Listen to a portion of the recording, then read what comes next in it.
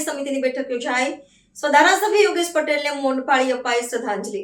વડોદરા મહાનગરપાલિકાના નવનિયુક્ત બોર્ડની પ્રથમ સ્થાયી સમિતિની બેઠક તાજેતરમાં પાલિકા ભવન ખાતે યોજાઈ હતી।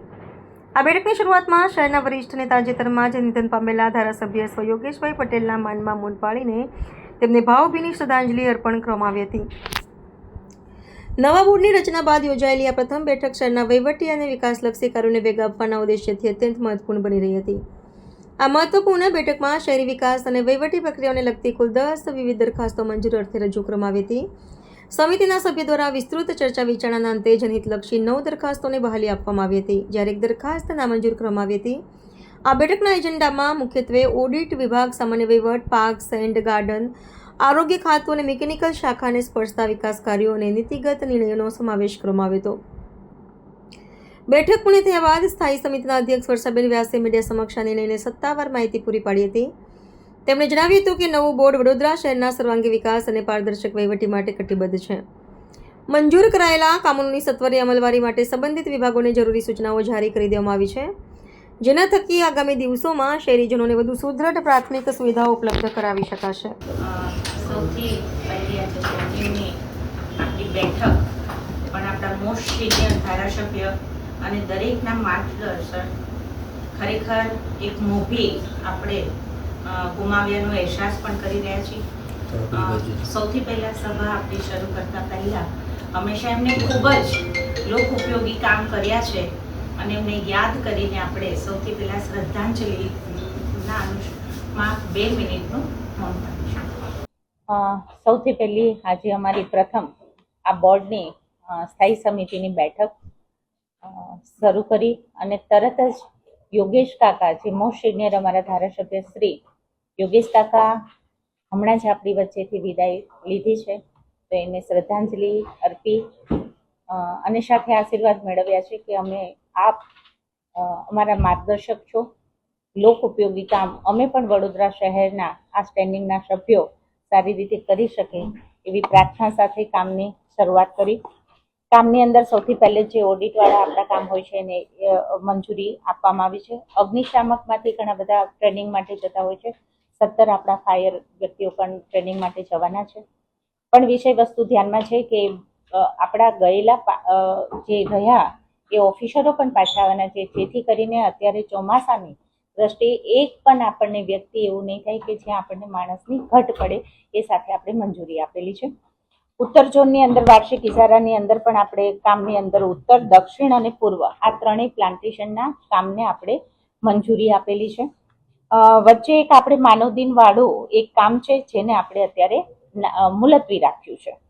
એ ઉપરાંત અમારા સાથી સભાસદ શ્રી વિનોદભાઈ ભરવાડને જે બીમારીના અનુસંધાનમાં એમને બિલ મૂકેલું હતું એને આપણે મંજૂરી આપી છે। સાથે જ એસવીપીની અંદર જે બસની આપણી બસોની છે એ સ્પેશિયલ પર્પઝ વ્હીકલની અંદર જે સ્થાયી સમિતિના એક સભ્ય એની અંદર હંમેશા એની આપણે નિમણૂક કરતા હોય છે। ગયા ટર્મની અંદર બંદીશભાઈ શાહ હતા, જે અત્યારે આપણી સાથે સાથી કોર્પોરેટર તરીકે નથી, એટલે એમને રદ કરી ઠરાવમાંથી નવું સભ્યપદ અત્યારના સભ્યમાંથી નરવીરસિંહજી ચુડાસમાને નવું આપ્યું છે। આ બસોની પણ જલ્દીથી આપણી ઈ બસ થોડી આવી પણ ગઈ છે અને ઝડપથી થોડી આવવા જઈ રહી છે। 1-2 સૂચનો એડ કરીને કે એની અંદર ટ્રાયલ બેઝ ઉપર 1 વીક આપણે વડોદરામાં સારી રીતે કેવી રીતે વ્યવસ્થાના ભાગરૂપે કયા રૂટ ઉપર લેવી, એ સાથે એ ઉપરાંત એક વસ્તુ અમે જ્યારે બેન તરીકે એક માંગણી મૂકી છે અને એને મંજૂર સાથે આગળ એસવીપી કરે એવું સૂચન ધારાધોરણ મુજબ આપ્યું છે।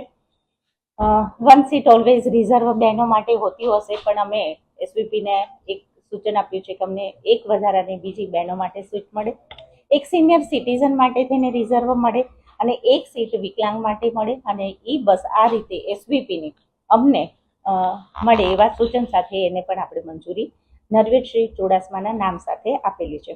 બીજું, વડોદરા શહેરના જનતાને ખાસ આપ મીડિયા મિત્રના માધ્યમથી જણાવવા માગું છું કે રહેણાંક વિસ્તારની જે પ્રોપર્ટી ટેક્સ આપણે ભરીએ ત્યારે એડવાન્સની અંદર જે હંમેશા આપણે આ કરી છે એને પણ આજે આપણે મંજૂરી આપી છે। 10% જો એડવાન્સમાં આપનો ટેક્સ ભરો છો તો 10% રહેણાંક હેતુ મિલકત પ્રોપર્ટીની અંદર આપણને બેક મળશે અને બિન રહેણાંક પ્રોપર્ટી ટેક્સ જે આપણા મિલકતનો છે એમાં 5% મળશે. એ વાતને પણ આજે અહીંયાથી સ્થાયીના સભ્યએ દરેકે મંજૂરી આપીને આ બધા ઠરાવોમાં એક મુલતવી કરીને બાકી બધું મંજૂર કરેલું છે. બેન, જે એક મુલતવી કરવામાં આવ્યું છે, પહેલી સ્થાયી સમિતિની બેઠક હતી અને ઇજાદાર વિરુદ્ધ અનેક આક્ષેપો પણ હતા અને ક્યાંક કર્મચારીની હિતનો સવાલ હતો.